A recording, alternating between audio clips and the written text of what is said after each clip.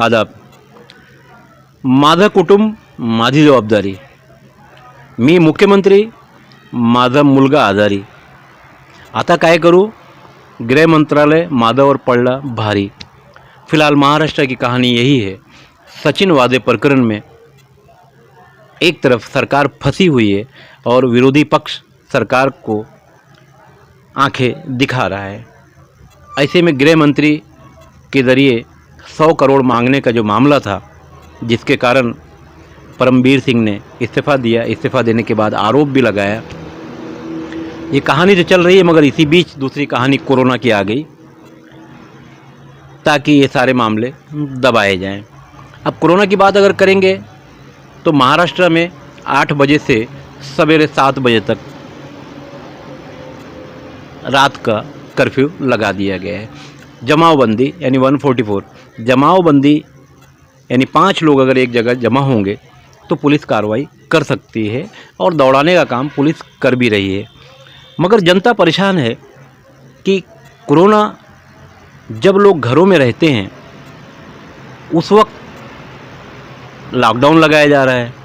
दिन भर लोग घरों से बाहर रहते हैं तो उस वक्त कोरोना नहीं है. तो जनता ये समझ नहीं पा रही है कि कोरोना या तो दोनों आँख का अंधा है, उसे दिन में दिखाई नहीं देता, या उसकी दोनों आँख बहुत अच्छी है, रात में ही लोगों को ढूंढ लेगा. हमारे देश की अजीब व गरीब कहानी है कोरोना के ताल्लुक से. बंगाल में चुनाव है, पूरी दुनिया में कोरोना का मामला है. हमारे देश के प्रधानमंत्री बांग्लादेश का दौरा कर रहे हैं. बांग्लादेश में 100 एम्बुलेंस दिया उन्होंने और बहुत सारी इस तरह की कोशिशें की और फंड भी दिया. हमारे देश की क्या हालत है? किसान रास्ते पर बैठा हुआ है और पूरे देश में धीरे धीरे लॉकडाउन लगाने का काम चल रहा है. जिन लोगों को याद होगा, इसी कोरोना की आड़ में एनआरसी और सीए को लेकर दिल्ली का शाहीन बाग और पूरे देश का शाहीन बाग ख़त्म किया गया था. तो अब जनता परेशान है कि जिस तरह से शाहीन बाग को ख़त्म किया गया था, तो क्या किसानों का आंदोलन भी कोरोना की आड़ में ख़त्म किया जाएगा? क्योंकि जनता पिछले लॉकडाउन के कर्ज से अभी तक उभरी नहीं है और दूसरा लॉकडाउन अब जनता के सामने दिखाई दे रहा है.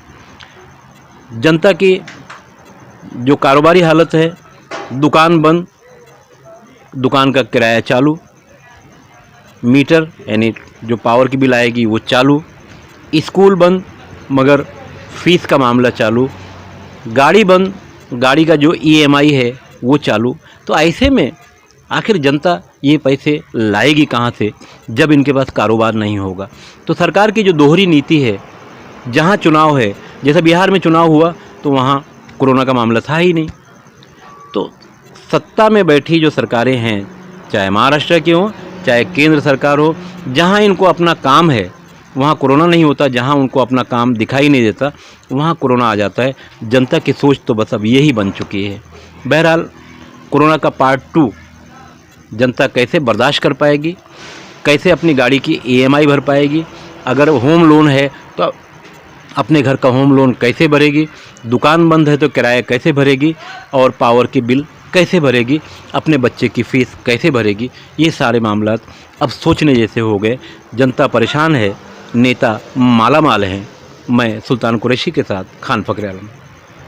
हमारे चैनल पर जो भी खबरें दिखाई जा रही हैं वो सही हैं, अच्छी हैं और शहर के हित के लिए हैं. तो आप हमारा चैनल सब्सक्राइब भी कर सकते हैं यूट्यूब पर जाकर भारत शक्ति समाचार.